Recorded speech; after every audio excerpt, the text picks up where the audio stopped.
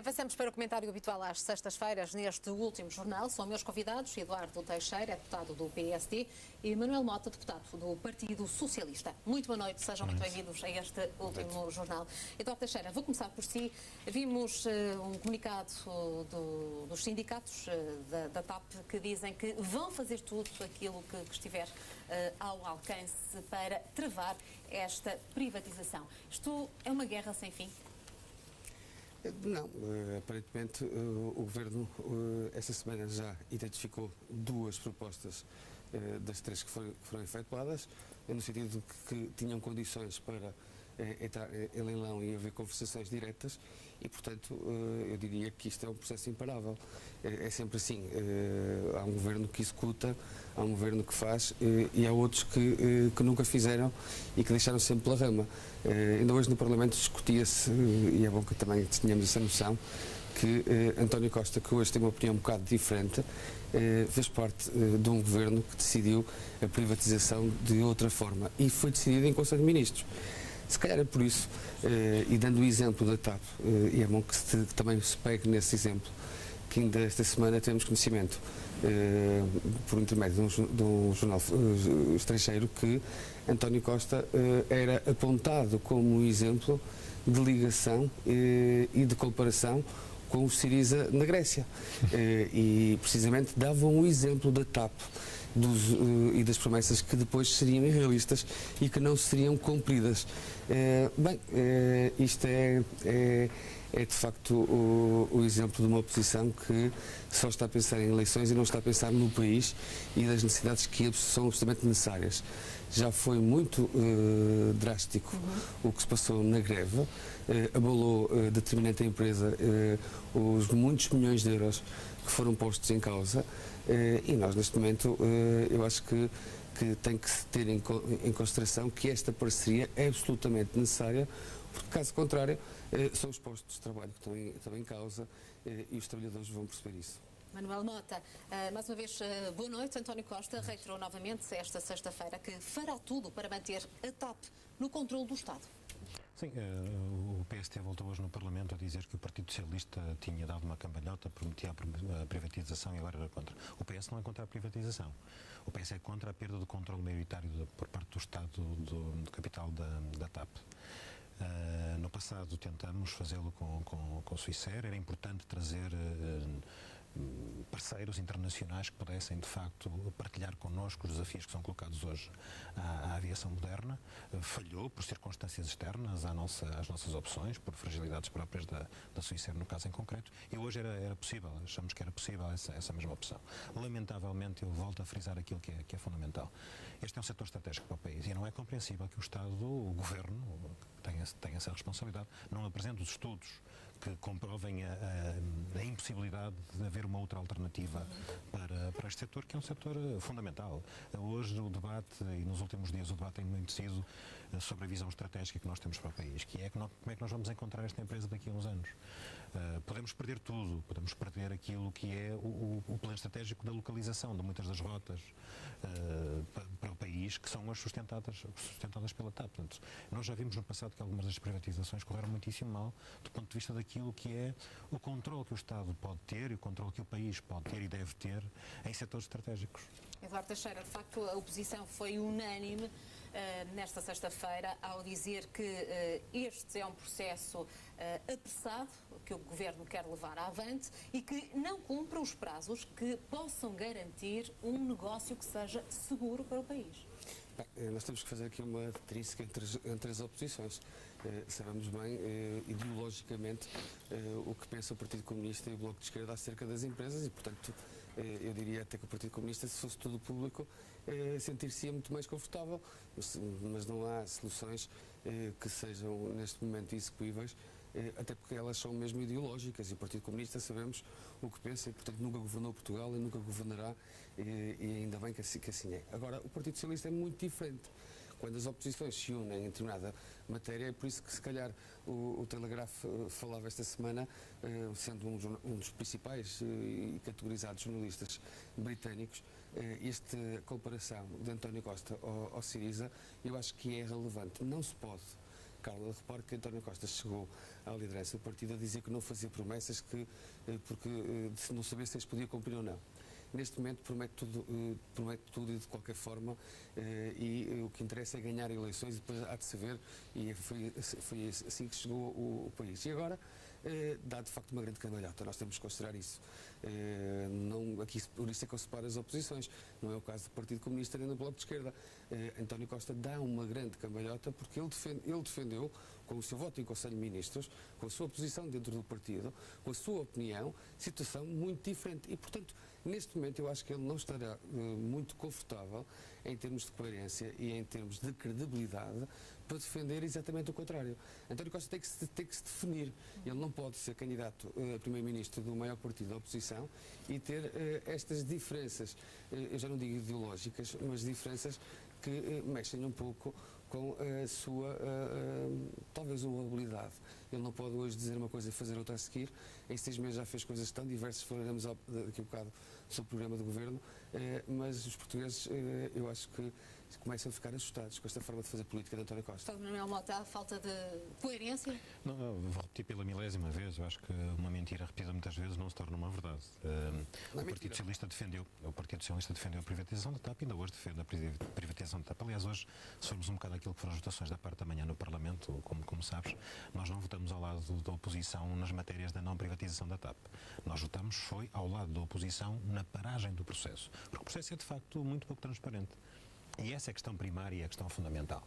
Não é um processo transparente que aliena uma parte fundamental do património do Estado num setor estratégico. Ponto. Portanto, não há aqui nenhuma cambalhota. Tentam confundir aquilo que é a não privatização com a privatização apenas de parte do capital e não a parte maioritária. Então essa é a questão que foi colocada hoje de manhã e que é colocada pelo Partido Socialista. Nós não somos contra a privatização da TAP. Nós somos contra a perda do capital maioritário que não nos permite depois controlar a estratégia que será definida pela empresa. Não, apesar de tudo, eu acho que se pode comparar o que se passou com uma empresa também de referência, que era a única empresa que fazia construção naval em Portugal, que é os Estaleiros Navais de Viana do Castelo. O PS sempre foi contra qualquer solução, mas sabemos que quando deixou o governo, tinha uma decisão tomada já depois das eleições, por um Estado em autogestão, penso que a 15 de junho, as eleições foi a 5 de junho e a tomada de posse foi a 20, deixou ficar ali o despedimento de 400 trabalhadores da empresa em 600. Mas não tinha nenhuma solução. Depois veio a privatização e era contra a privatização. Depois veio a subconcessão e é contra a subconcessão. Depois entrou no Parlamento com pedidos de apreciações parlamentares.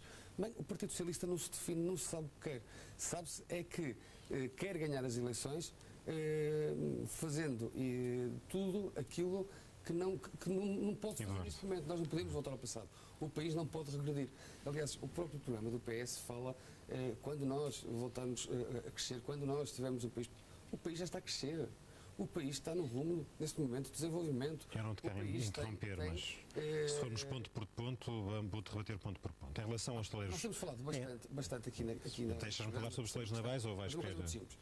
Por exemplo, da questão do risco de pobreza, que nesta semana... Agora vamos para o risco de pobreza, mas se me deixasse falar sobre os estaleiros, conseguimos partilhar opiniões. Em 4 anos, o salário médio dos portugueses aumentou. Sabe, Carla? Quanto? 100 euros. O salário médio dos portugueses aumentou 100 euros em 4 anos. Portanto, estamos a falar de classe média. Estamos a falar de pessoas que neste momento, mesmo com um nível, com um nível de impostos elevado, com certeza, o salário médio, em função da rentabilidade e da criação de riqueza que está a ocorrer no país, aumentou em média, em todos os portugueses, claramente com os menos, outros mais, em média do salário médio, são 100 euros. Isto é um dado muito positivo. Muito bem. Ponto por ponto, deputado Manuel Mota. Ponto por ponto, vamos lá ver. O PS tem dificuldade em falar sobre a TAP, portanto foge para outros temas. Em relação à TAP, há muitas dificuldades porque eu receio, espero bem que não, que sejam só mesmo suposições, mas as notícias começam a dar informações sobre alguns dos candidatos que não são nada abonatórias da transparência que o processo deveria ter. Para além de, do ponto de vista estratégico, nós estarmos em total desacordo sobre a percentagem da alienação. Em relação aos estaleiros, o PST acaba de afirmar que era um drama o despedimento de reestruturação que levasse à perda de 400 postos de trabalho. Eu estou plenamente de acordo, mas o drama é o drama atual, que dos 600, 500 não estão a trabalhar. Portanto, nós perdemos, do ponto de vista estratégico, que é o setor naval. Este governo fez uma coisa absolutamente extraordinária, vergonhosa, permitam-me o termo, porque é mesmo esse o termo que tem que ser aplicado, de ver o Ministro da Defesa estar a vangloriar-se pela Comissão Europeia ter considerado que nós demos ajudas de cerca de 300 milhões de euros, 295 milhões de euros, que foram incorretas. Não é verdade, vários governos fizeram isso na Europa e todos eles defenderam, mesmo sendo depois governos diferentes, que estavam no momento a negociar ou a responder àquilo que eram as questões colocadas pela Comissão Europeia, e defenderam sempre o país. Lamentavelmente este governo prefere fazer oposição à oposição em vez de defender os interesses do país. Terceira questão, pobreza. Aquilo que eu acho que nós nunca tivemos indicadores tão maus de pobreza como temos agora, e são dramáticos. Mas é mentira este dado que eu dei. Temos 2 mil... Não é verdade. Temos 2 milhões de portugueses, 2 milhões, Eduardo, 2 milhões de portugueses em risco de pobreza. E temos a Caritas a dizer que estes valores são um bocado como os valores do desemprego, ou seja, os valores, estes são valores estatísticos, mas os reais estão próximos dos 3 milhões. Porque repara, o que houve nestes 4 anos e que nós sabemos foi uma perda brutal do poder de compra. Uma perda brutal do poder de compra a que corresponde do outro lado, do lado da despesa, um aumento brutal dos impostos. Portanto, por maior que seja o aumento do salário, do rendimento médio das famílias, isto percentualmente aquilo que foi o aumento das despesas, o aumento brutal com IVA na energia, em setores que são marcantes das vidas familiares, da despesa familiar, isto é absolutamente dramático para as famílias. Portanto, nós podemos até falar de números, mas a realidade das pessoas e a realidade dos números também estatísticos do INE é que são absolutamente dramáticos. Portanto, ponto por ponto estamos esclarecidos. Muito bem, e agora vamos ao tema que marcou toda a semana, as propostas eleitorais do Partido Socialista. Deputado Eduardo Teixeira, considera que as propostas apresentadas são execuíveis ou não? Bem, de facto nós nunca sabemos o que é que o PS, o que é que António Costa faz ou diz e o que é que vai dizer a seguir. E eu queria aqui dar 2 ou 3 pontos que eu acho que são relevantes.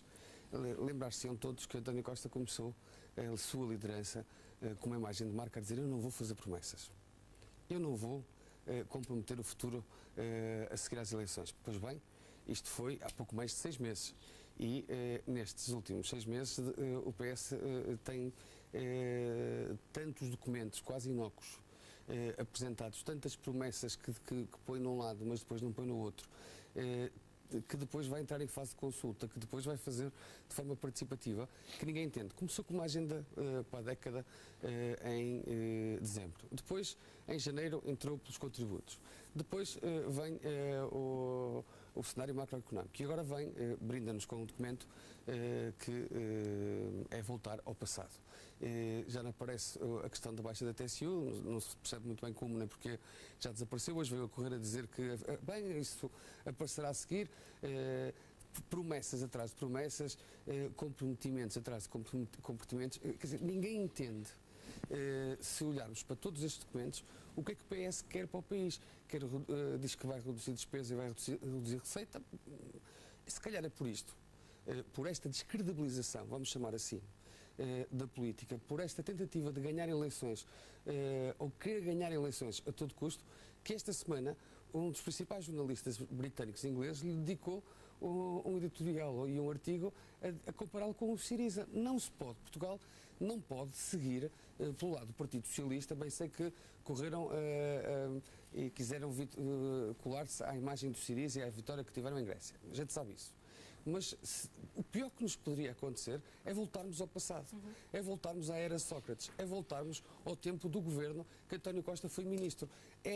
Eu diria que é mau demais, para ser verdade, apresentar tantas e tantas pequenas coisas soltas, sem consistência económica, sem se dizer, bem, a gente vai descer, vamos regredir. Sabemos todos que temos um problema, por exemplo, nas pensões. O Partido Socialista, ao longo deste tempo, não quis sentar à mesa com o Governo para discutir o problema das pensões. Mas agora, quando, por exemplo, este Governo aumentou as pensões de sobrevivência, não foi... tivemos que regredir, porque o Partido Socialista tinha congelado essas pensões. Deixa-me ver, e, portanto, tudo isto é muito os portugueses já perceberam claramente que o PSD e o CDS, por coligação, não representam nenhuma alternativa para Portugal, nenhuma esperança para Portugal. O PSD e o CDS propõem para os próximos 4 anos aquilo que fizeram durante estes 4 anos. E os portugueses não querem passar pelo drama, pela ausência de visão estratégica, pela ausência até de resposta àquilo que são as grandes anseios das populações, que este Governo representou nas próprias negociações com a Europa, foi para além da Troika, cortes, fez tudo ao contrário daquilo que tinha prometido. Agora vamos àquilo que é fundamental para as pessoas. Bem, nós não podemos confundir os documentos e aquilo que significa cada um dos documentos. A agenda para a década é uma visão estratégica. É a visão estratégica, é o nosso plano de fundo, é a nossa missão, no fundo, para o país. O quadro macroeconómico sustenta os números daquilo que podem ser depois as nossas expectativas de concretização ou não de medidas. E as medidas foram agora apresentadas.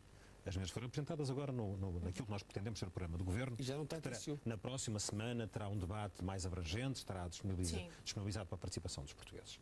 E o que se percebe pela primeira vez e objetivamente no debate político nacional é que há uma alternativa à austeridade. Há uma alternativa a esta inevitabilidade de um fado, um triste fado nacional de empobrecimento. E a alternativa é, no imediato, a solução é aumentar a massa salarial disponível para os trabalhadores, que permita um crescimento da economia através, nomeadamente, do crescimento da procura. Mas, ao mesmo tempo, da procura interna, mas, ao mesmo tempo, e já concretizamos no programa, faremos um conjunto de reformas económicas e de investimentos estratégicos na economia, aproveitando os fundos do Portugal 2020 de forma mais adequada do que este Governo está a fazê-lo, para podermos ter também um crescimento da economia paralelamente.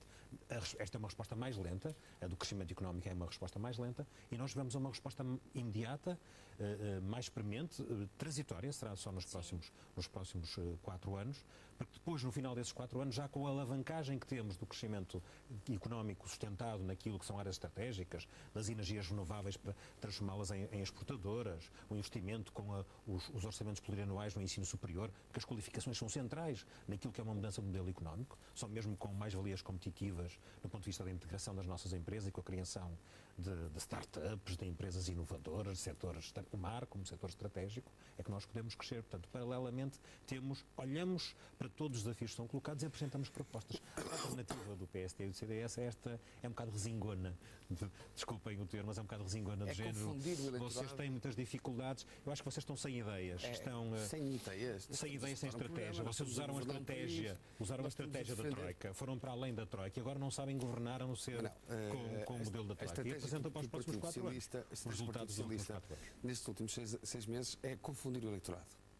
E isto é a imagem de marca. Está em estado de negação com o que se passa no país. Vamos a propostas concretas. Vamos à segurança social. Sabes qual foi o maior drama da segurança social? O maior drama da segurança social foram 400 mil desempregados. 8 mil milhões de euros que se perdeu de financiamento da segurança social. O maior drama que os sinais estão a ser positivos. Ainda hoje saíram dados que eu acho que são muito relevantes. Falava-se há um bocado desta questão da pobreza, mas há uma coisa que me preocupa imenso, que são os casais que estão desempregados. Sabem quanto é que diminuiu num ano de 2015 para 2014 o número de casais desempregados? Foi acima de 25%, foi quase 25%, 24,9% de decréscimo. Neste momento há menos desempregados inscritos do que havia em 2011. E há um dado que aqui é muito positivo, que hoje foi dado pelo IFP. Relativamente a abril de 2014, estamos a falar de criação de emprego, não estamos a falar de desemprego. Foram colocadas mais 28,3% de pessoas e de colocações no mercado de trabalho. Há neste momento oferta de trabalho. Sobre estes números, eu voltaria àquela famosa frase de que os portugueses não são números, nós temos os indicadores que o INE nos apresenta, que a Caritas nos apresentou. Só no primeiro trimestre foram 65 mil ofertas de emprego. Os nossos estudos nos apresentam, dizem claramente que há duas realidades em termos de números de desemprego. Há indicadores apertados de desemprego que não sustentam a imigração, os falsos recibos verdes, as formações. E essas pessoas não estão a trabalhar. Não enganemos as pessoas, elas sabem. Os portugueses sabem, não estão a trabalhar, estão em situações... Este governo agora inventou uma coisa extraordinária. Até às próximas eleições, durante 6 meses, vai dar estágios profissionais. Portanto, até às eleições teremos uma diminuição estatística do número de desempregados e depois das eleições voltamos a ter os números. As pessoas sabem que isto não é emprego. Isto não é emprego. Portanto, os números não correspondem à realidade do país. Não correspondem à realidade do país. O PS é que está em negação. O PS não quer entender a realidade deste momento do país.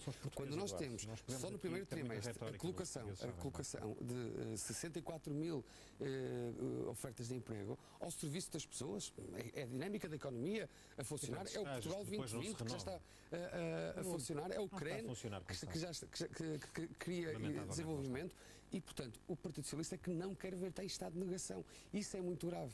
neste momento, o Partido Socialista devia estar numa fase afirmativa. Chega de Syriza. Não podemos impor o Syriza e importar o Syriza de Portugal e os portugueses saberão bem ver essa questão. De opinião estrangeiro para nos colocar ao Syriza. Mas não é qualquer artigo de opinião. É quem nos observa lá fora. É isso que nos dá credibilidade. Uns minutos depois, o Primeiro-Ministro diz que nós somos liberais. Mas vamos falar de fundos comunitários também. Quiseram primeiro colocar-nos ao Syriza, mas logo a seguir, uns minutos depois, não durou muito tempo, o Primeiro-Ministro dizia, bem, estas propostas são propostas muito liberais, que eu próprio, como liberal, teria dificuldade em assumi-lo. Portanto, o estado de desorientação é claramente... É contra o ideológico do Partido Socialista até? O PSD e o CDS não querem discutir nada em concreto. Nós estamos disponíveis. Medidas em concreto para a vida das pessoas, que possamos discutir e até possamos melhorá-las. Nós não somos donos da verdade. Agora, claramente, as propostas que apresentamos são alternativa à austeridade, alternativa à pobreza, alternativa a este fatalismo, a inevitabilidade destas políticas europeias que a própria União Europeia, que a própria Comissão Europeia, que a própria FMI reconhecem que falharam. É por mais e que austeridade. Mais austeridade. Bem, meus senhores, não temos tempo para mais comentários. Fica por aqui este comentário às sextas-feiras. Na próxima semana voltamos a encontrar. Muito obrigada, deputado Manuel Mota e deputado Eduardo Teixeira. Foi um prazer tê-los aqui connosco.